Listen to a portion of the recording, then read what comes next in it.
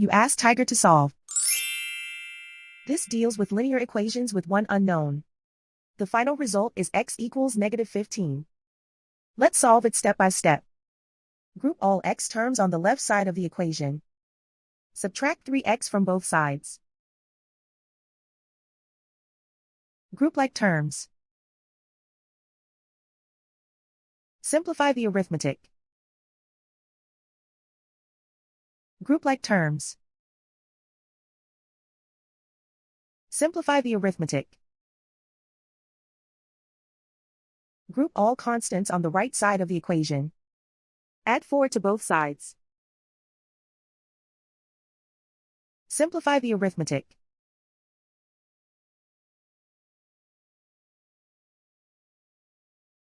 Convert the x into a positive number. Multiply both sides by -1. Remove the ones. Simplify the arithmetic. And so the final result is x equals -15.